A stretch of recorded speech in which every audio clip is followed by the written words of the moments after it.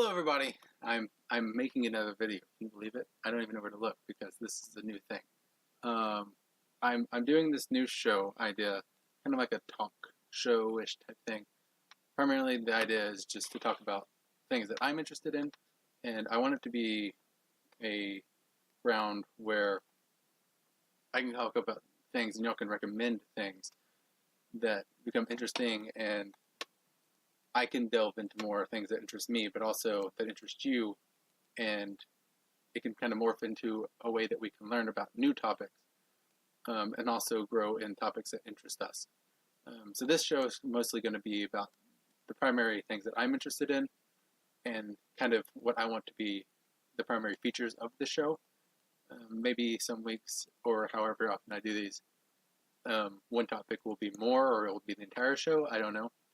But this is kind of like a precursor, a demonstration on what could be involved in one of these shows.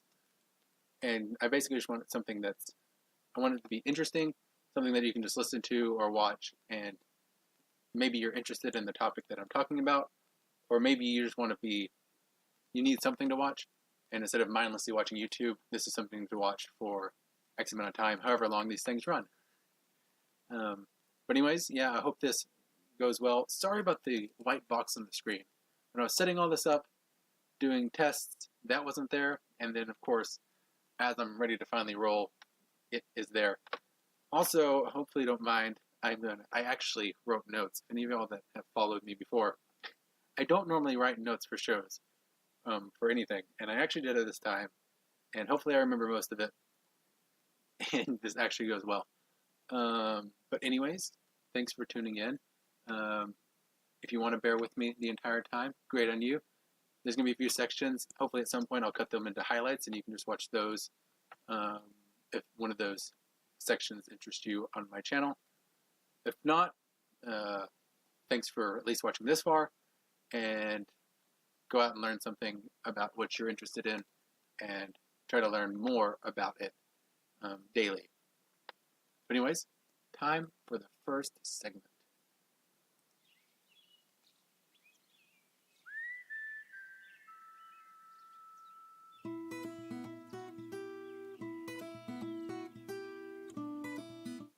Alright, this is a true truth that nobody can fact check, because it's just too true. And that is, Twilight provokes spiders. Yes, I know. Now this might sound kind of obvious, because we all know that you wake up in the morning and spiders are on your car, they're on the porch, wherever. But not very many people know why. And some people theorize and assume that it's because bugs are flying around the lights, because there's only a few light sources like the porch light or something, and so spiders set up shop there for those reasons. That the bugs are actually just a casualty of something far more sinister, and that is, spiders worship the moon. Now I know you're thinking I'm crazy, but just think about it. Spider webs are surprisingly very intricate, right? And so much so that it actually is stronger when you break a few strands of the web. Obviously, if you knock it down, it's not very strong. But yeah, if you break a few strands, it holds up. It can hold up in wind sometimes. It can hold up with rain. Spiderwebs are just remarkable engineering. But why would an animal, or in this case an insect, a spider, spend so much time building something so intricate and so beautiful and so complex, just to do the simple thing of catching something? Honestly, that, granted, the spider gets to just be lazy and wait till some passerby gets stuck in their web. But at the same time, I feel like there's possible ways to be more successful at this. And I think that not all spiders do serve the moon, because there are some that have like very they're not like the big ornate webs. They're kind of like more compact. I don't know what kind of spiders there are, but you probably know what I'm talking about, where it's like a little cotton ball type thing. But I'm talking about like, you know, the regular web that you see. I think I don't think. What I do think is I don't think the ones that make the cotton ball type of thing, they're not the followers. That's why they make different webs. The ones that do make the webs, they are followers of the moon, and they make these every morning or every night because their daytime is nighttime to us. So that's why they go out and toil away and labor at night, is to make their webs, because their webs are their what's the word? Their shrine, their temple, their shrine. That's actually what I wanted. Their shrine to the moon, to praise the moon, and they sing their seances to the moon and their worship to get power from the moon. And we know this dark magic to be venom. And venom does two things. One, it can make prey very handily delicious. It's almost like a form of spider catching, right? But two, it's also a way to get back at their prey, primarily humans, who interrupt them during their sleeping hours, during our day. And also, we are primarily the ones that destroy their webs. They're things that they use to devote themselves to their moon, to the moon. And so, I mean, spiders, you can't trust the varmints. Have you ever got that uncomfortable feeling when you go outside at night or somewhere, or you're in a dark room? It wasn't because ghost or TV or anything. It's because you couldn't hear them, but a spider was singing to the moon, worshiping it nearby on its web. So watch out for those little moon devils, because they'll get you every time.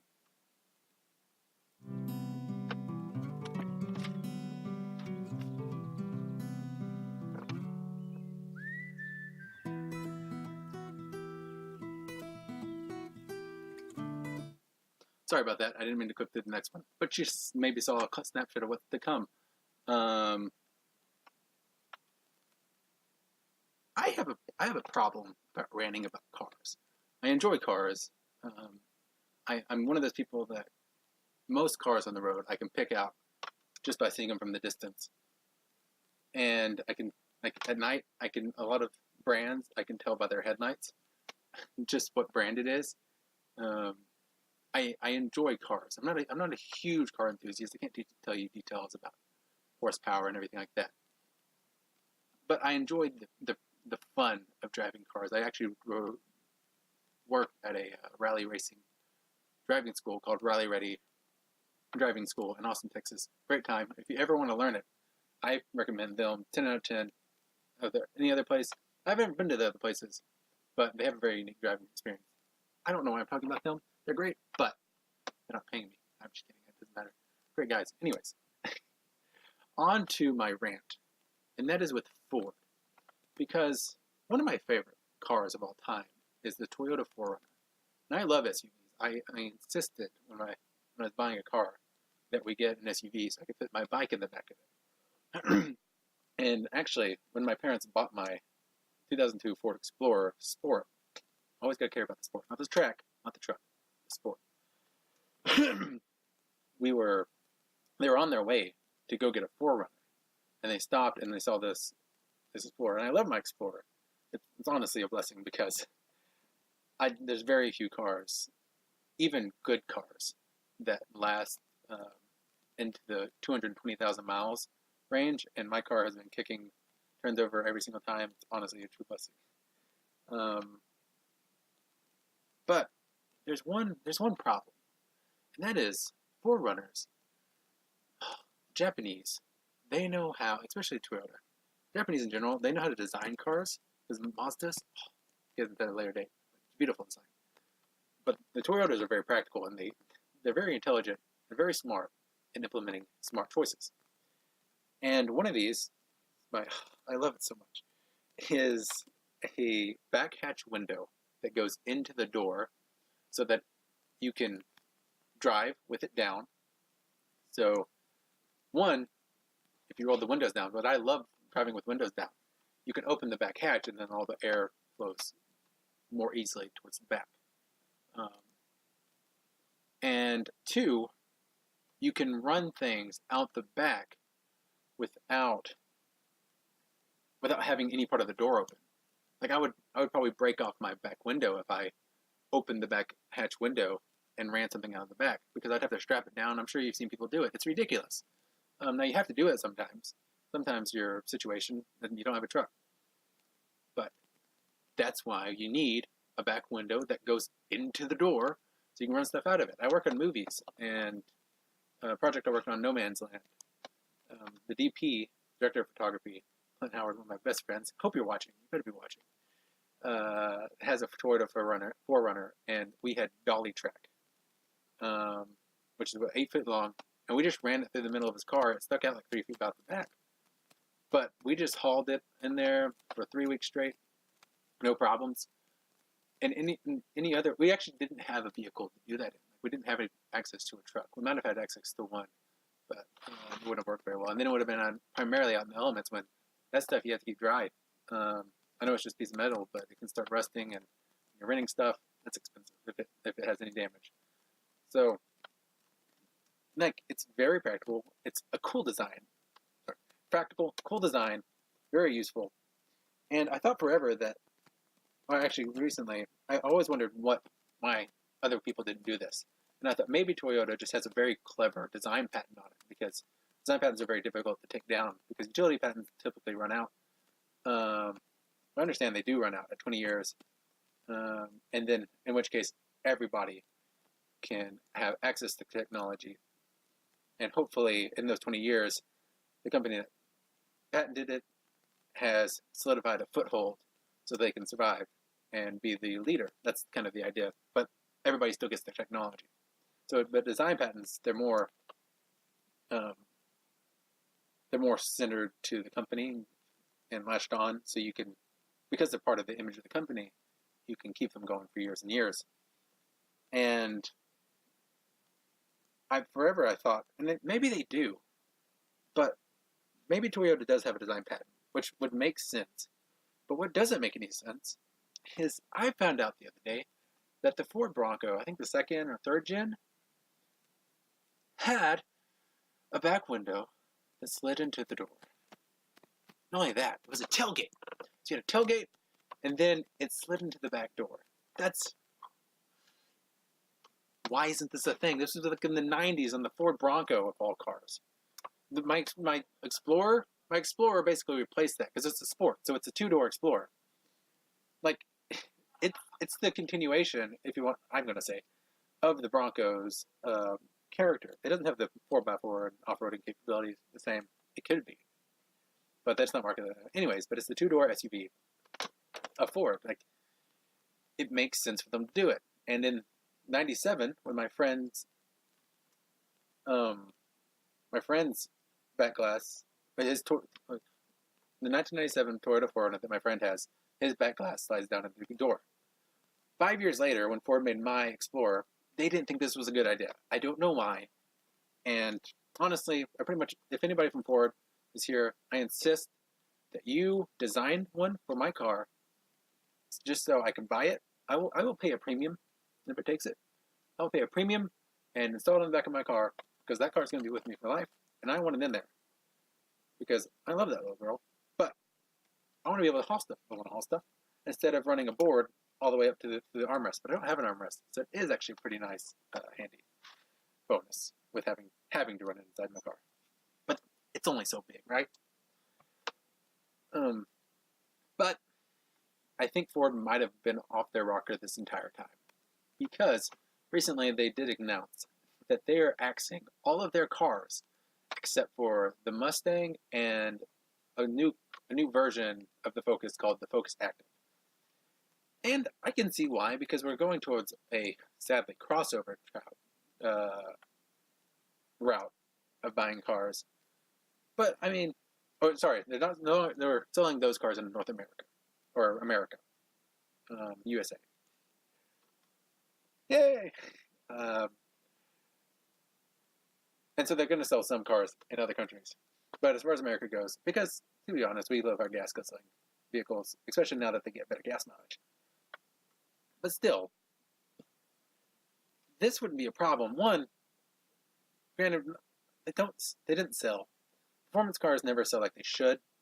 But that's the problem. The problem with performance cars is, honestly, like, I love cars. I would love to buy a performance car. One, I can't afford it. But two, like, I love my Explorer, and if I bought a performance car, I would also love that, and I wouldn't be very likely to sell it. I kind of latch onto things, and I feel like car people in general, they latch onto their cars, and we don't burn through them. Like, this is actually a side note. This is a very good point. That's the reason why performance cars don't sell very well, unless you're just a consumer of newest. But I think for the most part, car people just love their cars. They buy a very specific one because they love them. I would buy a Bug-Eye. I think it's a 2004. The Bug-Eye version of Subaru Impreza WRX way before I bought the new ones, just because that's my favorite one. It's not the best one. It's not the one that Colin McRae raced, but I just like it. It just appeals to me. And I would buy that before the new one. So I can see why there's a problem selling performance cars. Which is why I was saying is that's why the Focus RS doesn't have very many sales, even though it's an amazing car. It's so good. I've never said one, but I know. I trust people, right? I read reviews. I read articles. Probably more articles than I should. But anyways, I'm getting off track. So they're making the Focus active. They're going to sell that in America. There's also a rumor, and I hope that this is just going to be a subcategory, but there's a strong rumor that they're going to make a Mustang crossover, and even if they make a regular Mustang and the Mustang crossover, my line was, I have no more words, and I can't even continue, honestly. I wrote that as like just being ironic, but literally I have no words to talk about a Mustang crossover. I just can't.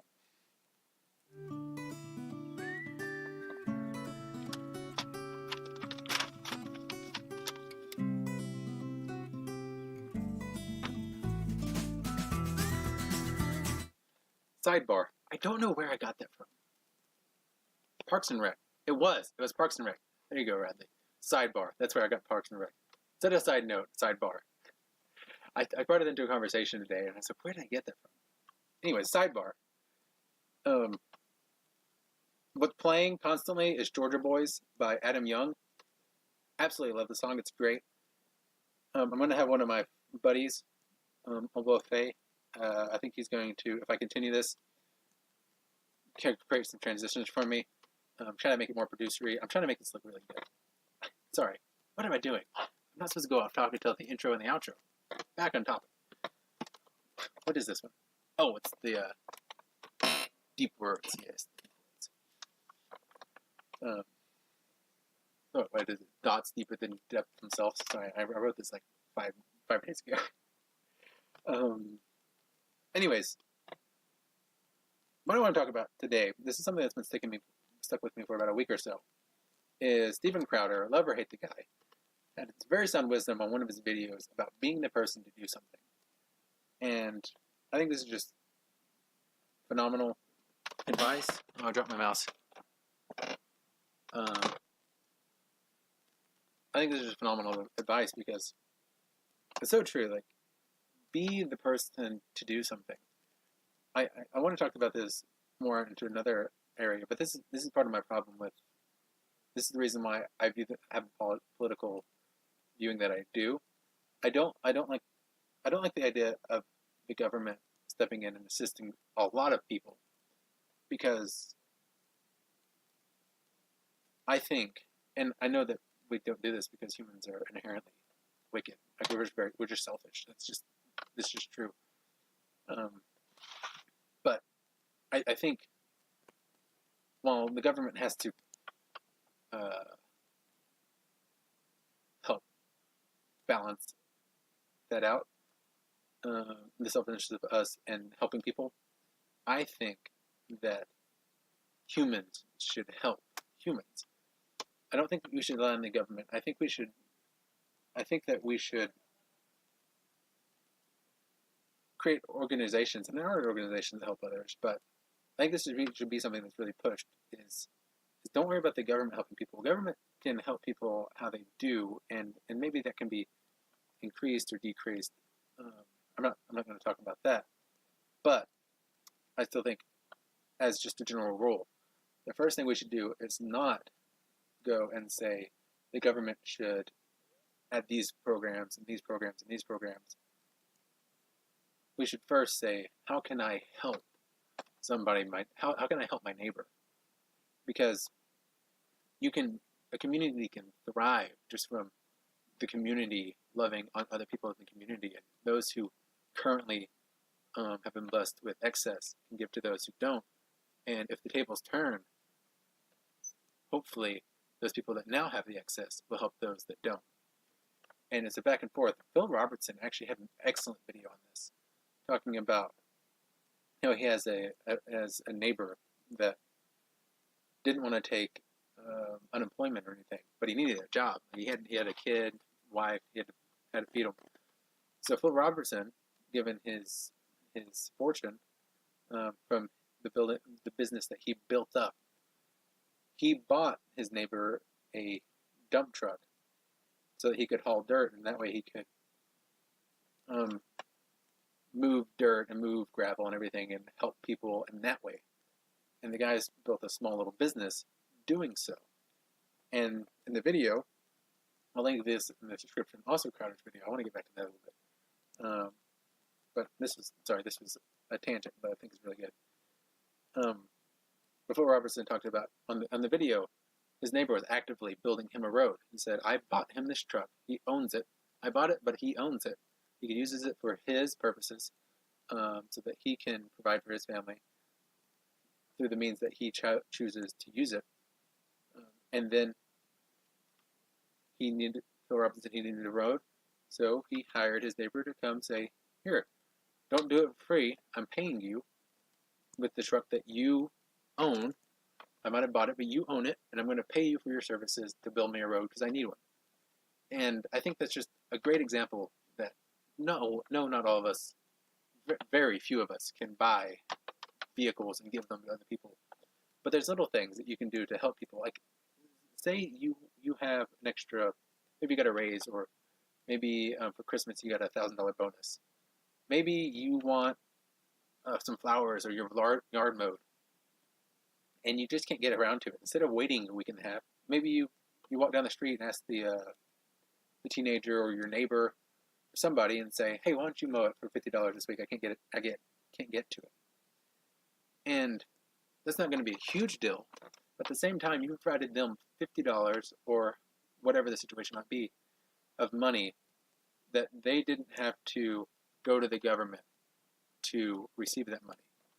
Now, obviously, you should definitely pay your taxes and everything like that. That's not where I was going with this at all. It's not just giving people money or making money outside of the government's arms and then not giving them what they owe. However, that's the great thing about Texas. You don't have to pay income tax. There's still taxes you have to pay, but you don't have to pay income tax, and that's just amazing.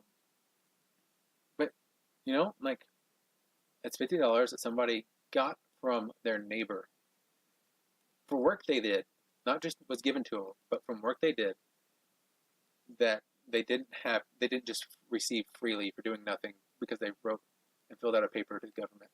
People are designed for work, and people love work. People don't love all work. I happen to be one of the few people that love hard physical labor. Not everybody's geared to that. Not everybody enjoys that. But everybody loves to work. Everybody loves to accomplish something. And once you start just getting money, getting money that you would normally get from work, you get it for free. That just it messes with your mind, because you have less incentive to work, and just in general that makes you a worse person. Not because the government's helping you. It makes you a worse person because you're lacking that work. And whether we know it or not, whether we realize it or not, we're designed to work, and we suffer. Again, like, either knowingly or not, we do suffer from being lazy and not working, because it's something that we are designed to do, and it's one of our purposes. So anyways, that was a tangent, but I think that we should first, before we try to get the government to do X, Y, or Z, how can you help your community? How can humans help humans? Not the government help humans, or anybody else, not organizations help humans. How can humans help humans? Help your neighbor do different things, help them increase when you have abundance, and hopefully they will return the favor. And go out and be somebody that does something. You know, be the one that does it. Be the one that does help somebody.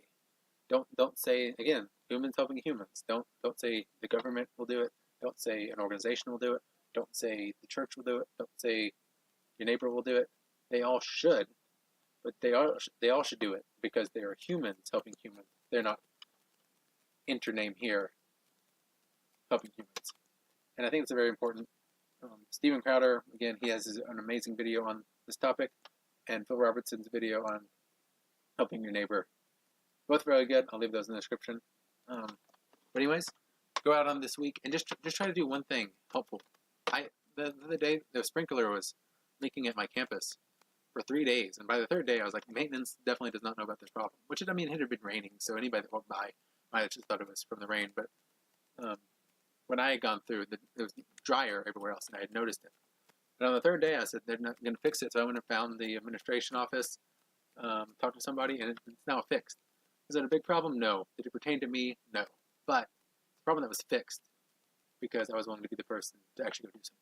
Go out this week, and even if it's big or small, whether it pertains to you or not, do something.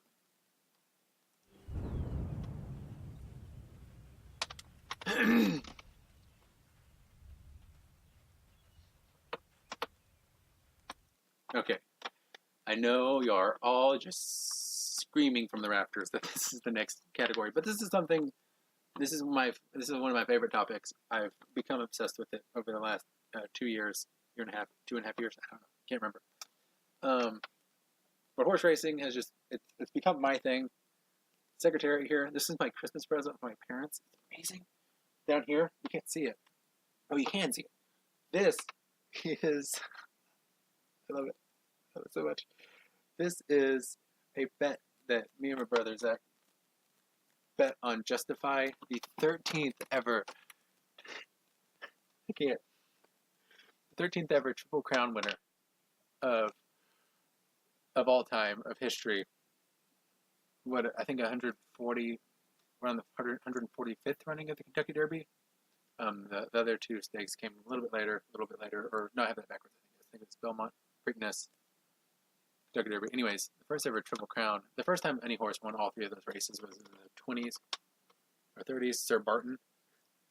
There's a beautiful story about that. Anyways, I don't want to get. I'll get into that later because I want to talk about this experience. Sorry, I love it. This is where my heart is. This is my primary interest. And that's why I want to talk about this. That's why I want to make this video. Is all the other stuff are interesting things, and this is obviously something that's not interesting to most people. But I think that's very. I enjoy listening to people that are passionate about something, and making these videos, writing about it and stuff will increase my knowledge and my awareness of the history and everything of horse racing. So it benefits me, and I hope that y'all can just be entertained and intrigued by just my passion, my growing passion in this sport. So I don't expect you to love it like I do, but I want to accumulate an interest of where I think it's just I enjoy listening to people that are talking about something that they're passionate about. And I'm doing that. So maybe if you're one of those people, maybe you'll enjoy this segment. I hope you do. Hopefully you will get into the horse racing enough to where I can actually have friends when I go. I want somebody to talk about it to. Anyways, I'm off my script by far. This week I want to talk about there's some big races coming up. But first off, some news from last week. And that is of the super mare, the Australian horse, Winx. It's W-I-N-X, like the TV show, but this is the horse. Actually, not named for that at all. I guess I will. I'm not debating whether or not, but there's 3 owners of the horse. The one that named her or came up with the name Winx said he got the name because when you go to Las Vegas, all the girls wink at you. Winks. I don't know. And then it was an X, so it's not with a K. Maybe that's how they spell it in Australia. I don't know. They're crazy. Anyways, so Winx, the super mare, she just won her 27th consecutive win. I don't care what you're in or who you are.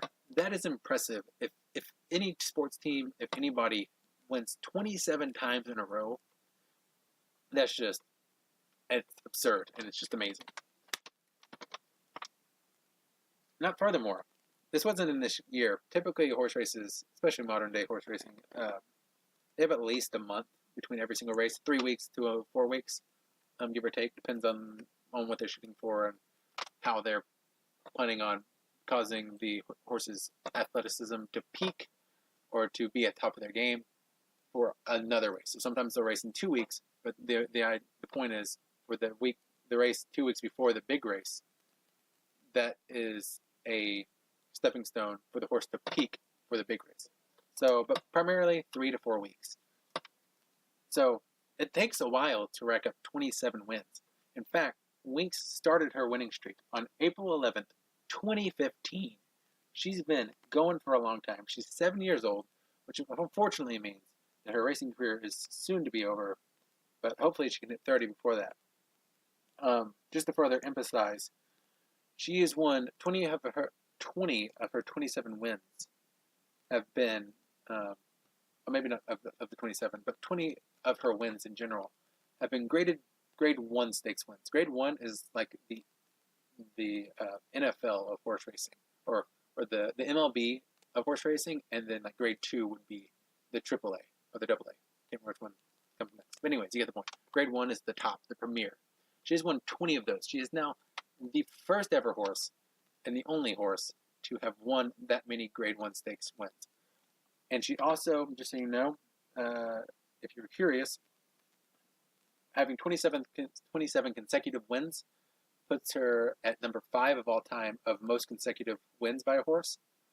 And the only people beating her out are Puerto Rican horses, which you can make the argument, especially because these are older horses, they still were very impressive. One of them, Camarero, anyways, has won 56 races. Now that's still absurd, but I feel like the fact that they are Puerto Rican, you can kind of not because they're Puerto Rican, but the fact that the top 4 horses are from Puerto Rico, I'm sure there's something about the racing climate and the racing ability. Still amazing, but in my opinion, I feel like the fact that those top 4 are Puerto Rican horses, that says something about how the racing's structured or was structured. And I think that Winx is actually more impressive and greater, especially considering that she's raced against horses from other countries, and the Puerto Ricans of those days, I don't know for sure. I didn't do a whole lot of history on this. Again, I'm doing this to improve. Sorry if there's any horse racing people that watch this in the future. Don't kill the messenger. This is just my opinion. I think Winx is the most successful of that entire list. Now, that said, my boy here, Secretariat, just so you know, Secretariat the movie is on Netflix. You should watch it. It's beautiful. Secretariat, oh, amazing horse. Makes me cry with joy because it's just spectacular.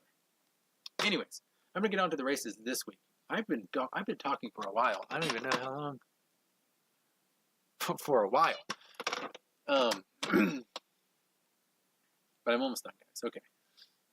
The races this week, we've got the Pennsylvania Derby and the Cotillion Stakes, both held at Parks racetrack in Pennsylvania.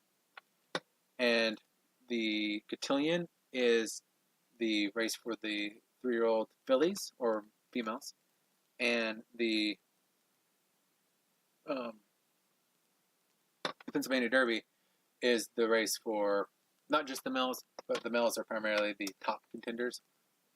Again, you have exceptions like Winx, but it doesn't happen as often. But you still have amazing mares, but not all the time they can compete with the males. So typically the male races, like the Kentucky Derby, open to females and males. Kentucky Oaks is just open to fillies. So in the Penn Derby, we have. Hold on, I gotta make sure my computer's not gonna die. We're good for right now. I might have a long title screen in the next one. The Pennsylvania Derby, we have three horses from the Kentucky Derby run this year. We have, in still regard, Bravazzo and Hofburg, who placed 4th, 6th, and 7th, respectively. These are very good horses. If you watch the race, Justify was obviously the best one. Trying to think. Yeah, okay. There's much the best in that one. But these 3 horses were particularly, maybe not so, well, yeah. The ones that finished higher up are the ones that were really charging at the end. And a few experts have been talking about how this pace could be pretty slow. However, I think that sometimes when you have a slow pace, the people that run fastest at the end have a benefit because the front runners go slow, but they've been running harder, and then those who kick hard at the end. So the pace might be slow, and the time might be slow, but you can have some crazy outcomes because some horse kicked at the end. But one of those horses that does that, who I'm thoroughly excited to finally see back on the card, is McKenzie. Now, McKenzie was a top contender for the Kentucky Derby during the prep season up until he was hurt, unfortunately, for a minor injury and had to be sidelined for the past few months until now. But he put down one of my favorite races of the year was him, and it was McKenzie and Boltoro. Just an awesome battle finish, just side by side. It was just very entertaining to watch. It wasn't a blowout, Sometimes it's like, wow, that's crazy, very impressive. But these two were just battling it out, and so finally McKenzie's coming back, and just to give you an idea, this Hall of Fame winning trainer who has won the Kentucky Derby 5 times, the Triple Crown twice, Bob Baffert, was stating that McKenzie was going to be the Kentucky Derby winner of the year until he got hurt, and also, honestly, before he started training Justify. But he thought McKenzie could win the Kentucky Derby, and any praise that he gives is honestly it's worth paying attention to. So now McKenzie's finally going back. I've been watching some of his works. He's had longer works than other people and very, very quick. And I mean, Bob Baffert, he's won the Triple Crown twice, 5-time Kentucky Derby winner. He knows how to train a horse, and he also knows how to get a horse to perform when he wants it to. He doesn't always have to take a few races. Now, I don't know if McKenzie's going to fire right now, but let me tell you, I'm pretty excited to finally see him back on the card, see what he can do. Personally, I think that this will be a pretty fun race, and I think that it will have whoever wins it will be a strong competitor for the Breeders' Cup, which is one of the premier 2 days of racing in the entire world yearly. I think whoever wins this race will be a top contender for the Breeders' Cup come November. Let's get on to the cotillion real quick, which we have. So in the Pennsylvania Derby, you have a comeback story in McKenzie. But in a cotillion, you have the reigning champion. Now, somebody made the point that the fillies are way more interesting because they race longer, and I think that's a good point. That I think we're really gonna key into the fillies, because I want to talk about these horses for a few years, and sometimes the males get sent off to be stallions, sires pretty early on, and the mares race longer careers, and that's what I really want. I want to talk about the same horses over and over again, so that, like people who enjoy Kobe Bryant or LeBron James, you might be able to say, I don't care about horse racing, but I remember Casey talking about this horse's story 3 years ago, and you know what? I'll at least watch the race replay just to see how he did, right? That's what I want to be. I want to cultivate an interest in a horse, and at least just have that interest, not what's happening this week and how to bet on them and everything like that. That doesn't interest me at all. I'm interested in individual horses that race long careers and are continuously enjoyable to watch, whether they win or lose. And in this race, this is this race right here. That's why I made sure to make this video this week. So in the cotillion, you have Monomoy Girl, who won the Kentucky Oaks, the Acorn, and the Coaching Club Stakes. Sorry if I got any of those names wrong.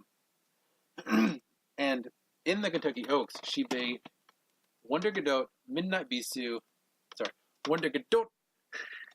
Sorry, right? I listened to At the Races by Steve Vick, and he's very insistent on saying it the proper way. Wonder Godot. Hold on. Okay, I'm gonna have to hurry. So Wonder Godot, Midnight Bisou, and Chocolate Martini, who placed 2nd, 3rd, and 5th respectively in the Kentucky Oaks. In the Coaching Club Stakes, I'm gonna get this wrong. She beat another one of those horses. I can't remember which one, but nonetheless, Monomoy Girl is the horse to beat. But the other ones have definitely shown they're very impressive. They're very capable. Let me make sure I get this right.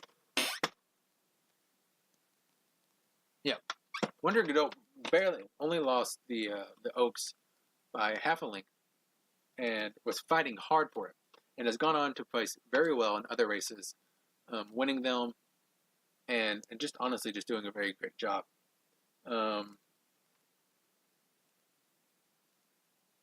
So yeah, and she also raced in the Travers, which the Travers is a premier race, one of the summer's premier races for both males and females, with one of the strongest fields of 3-year-olds.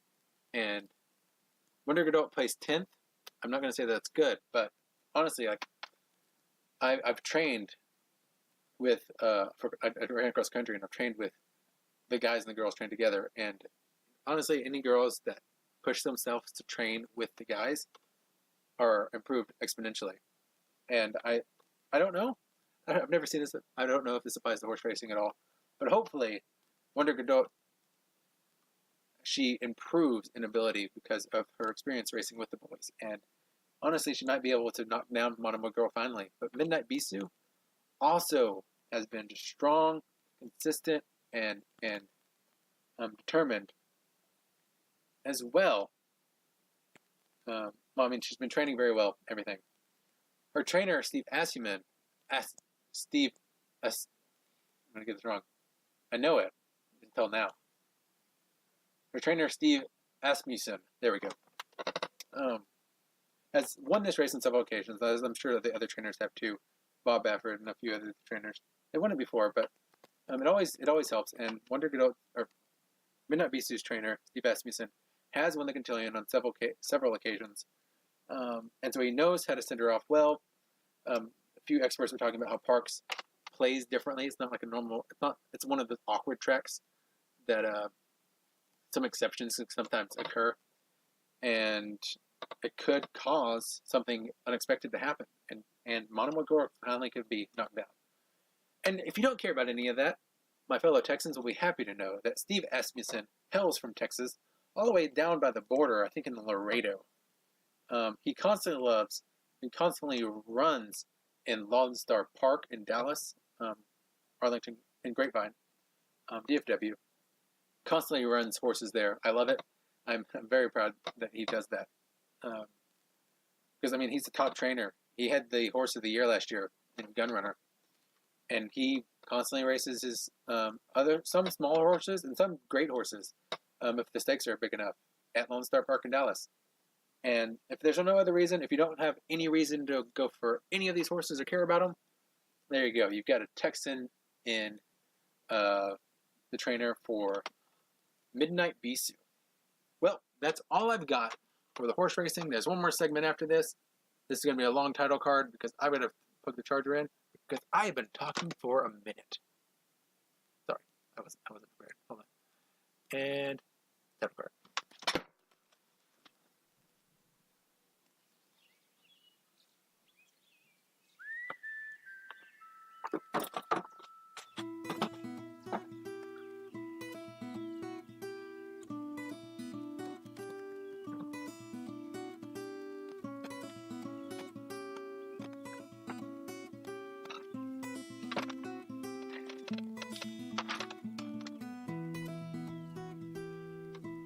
All right.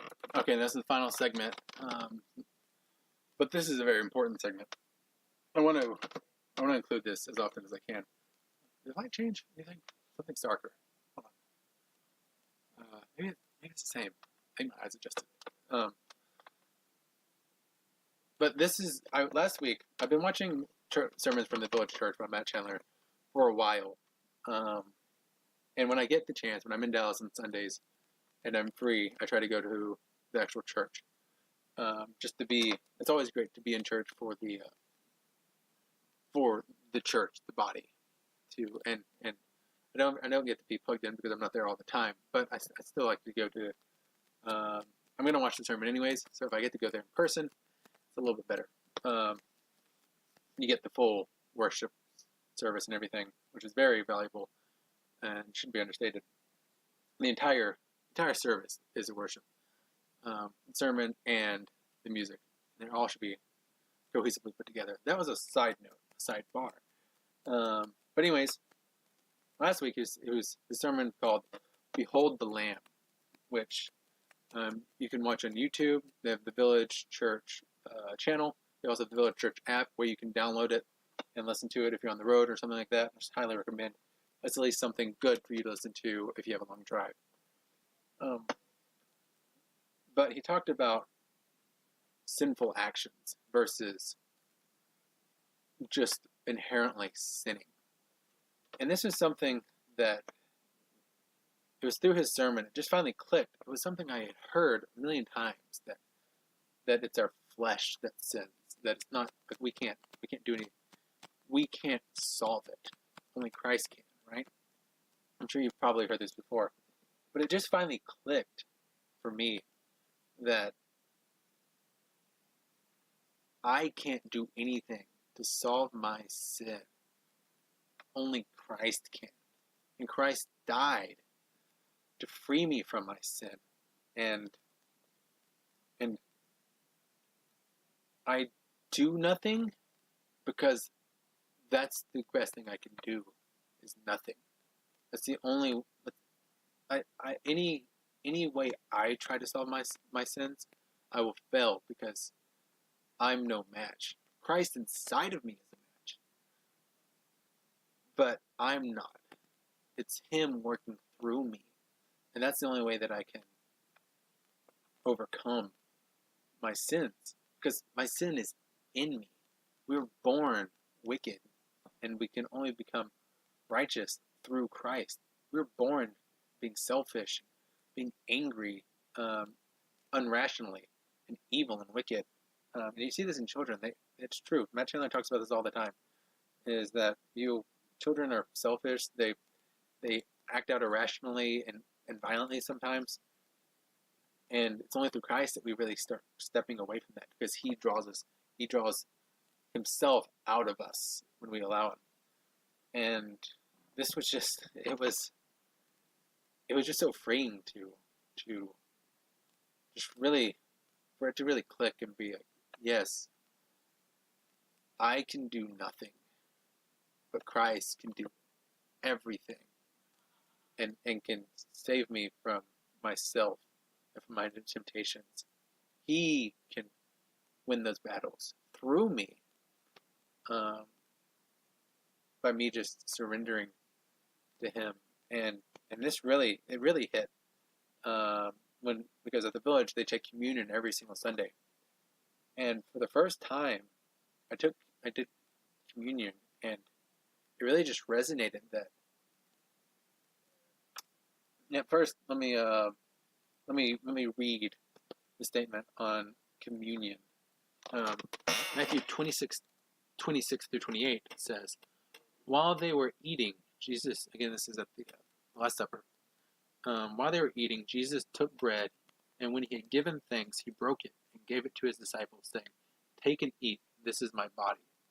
Then he took a cup, and when he had given thanks, he gave it to them, saying, drink from it, all of you.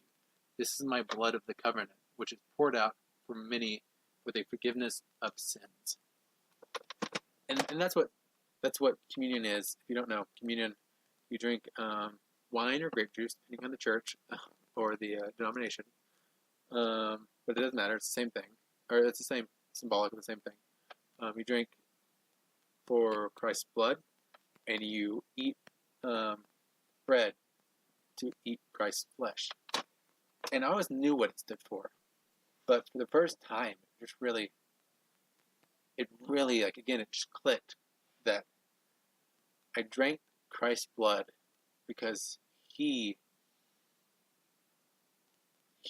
saved me from my sins. His death of just the worst death ever faced by humanity in past, present, or future.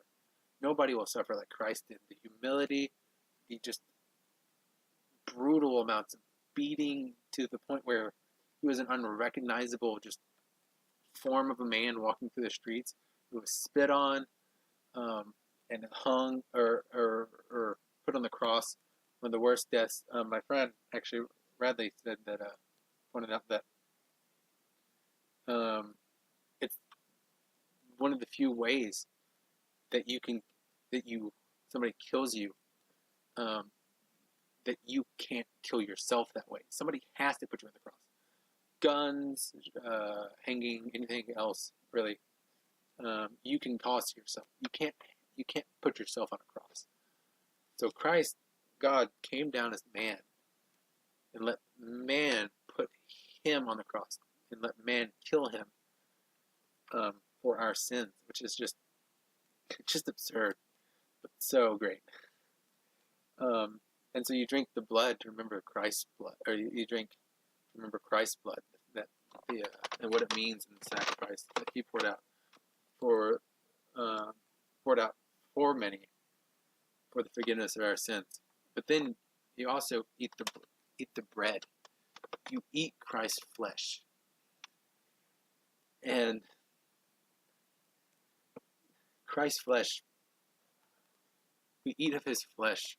We eat of his word. We digest him. We claw for him to be more of us, because our flesh is wicked. The Bible says it over and over again, that our flesh is wicked, that in us is just sin.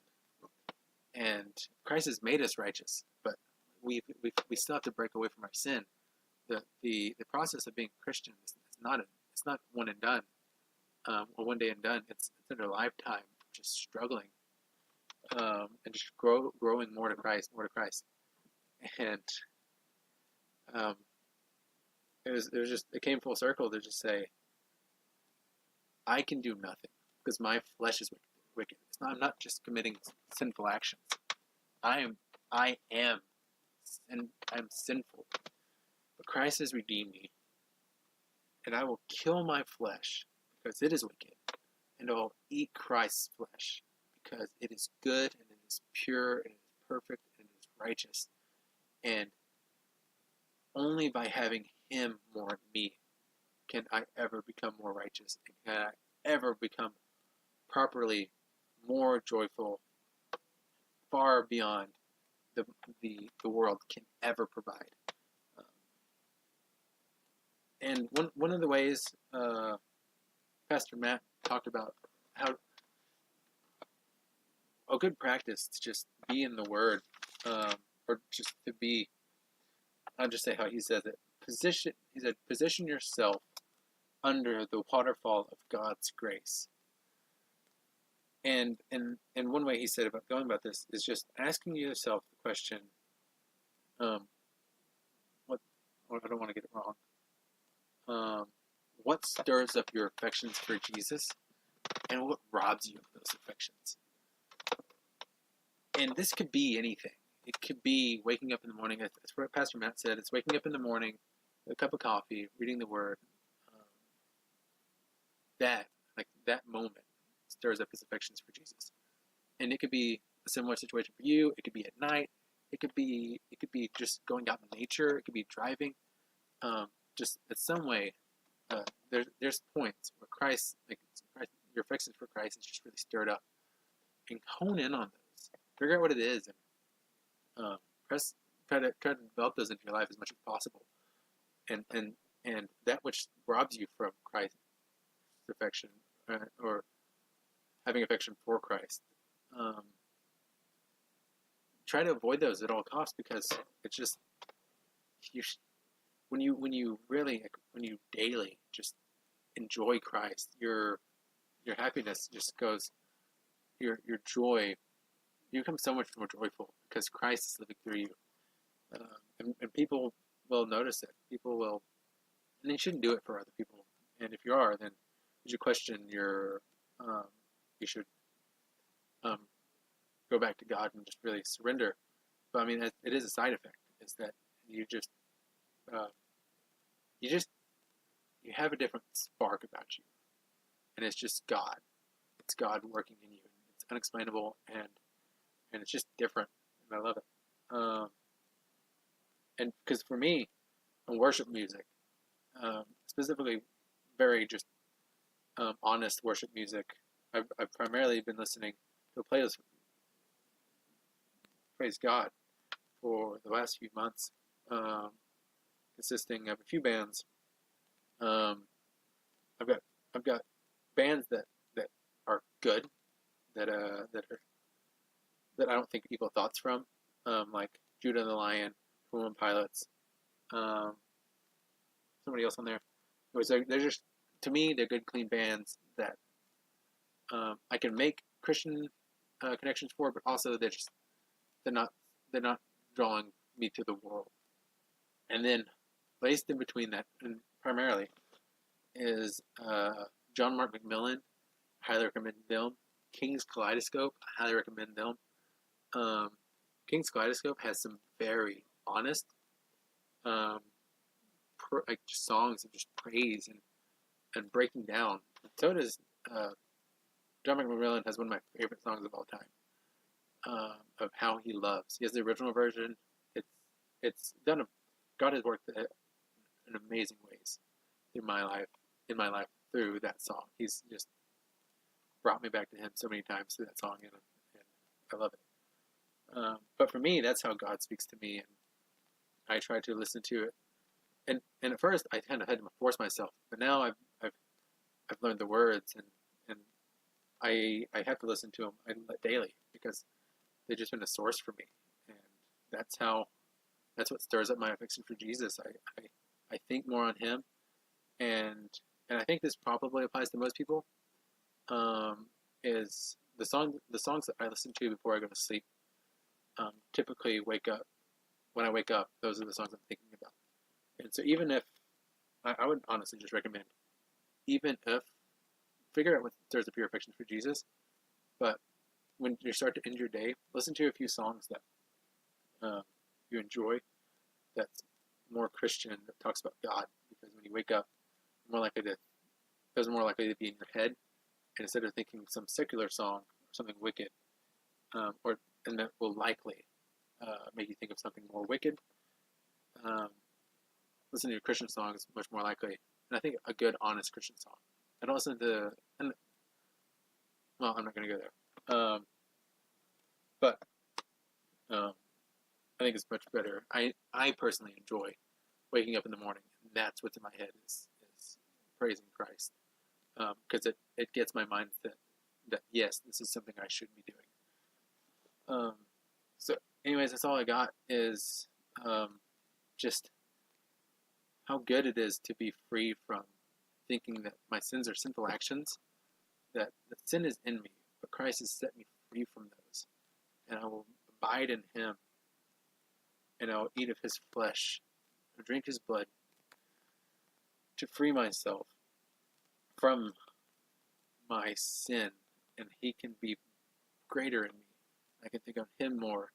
I and kill my flesh and live in Him.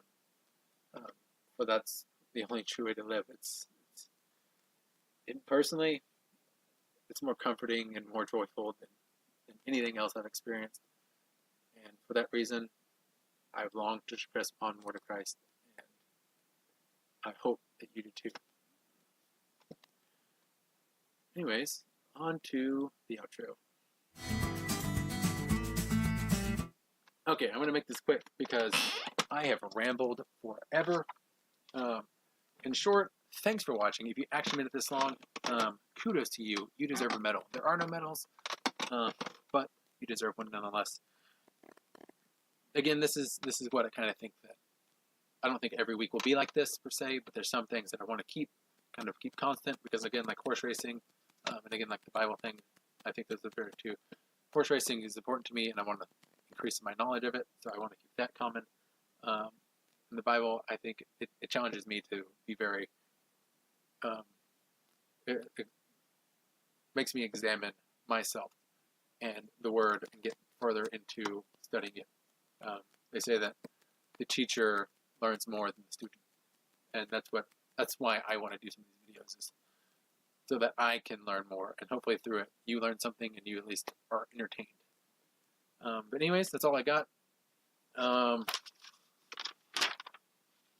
I can't remember. Watch those. Check out the description. I'm going to link the videos that I talked about. Stephen Crowder, Phil Robertson, the sermon for Matt Chandler, Behold the Lamb. And also, for the Ford Broncos, if you like cars, check out Up to Speed by Donut Media. I absolutely love them. There's things about how cars work and everything like that. But the Up to Speed for Ford Broncos, that's where I got my knowledge of the Ford Bronco. That sliding glass goes down. It sparked that whole rant in the first place. So anyways, that's all I got for you guys. Check the description for anything. Leave comments if you have any recommendations for anything. The true truth thing is just BS, but I love it.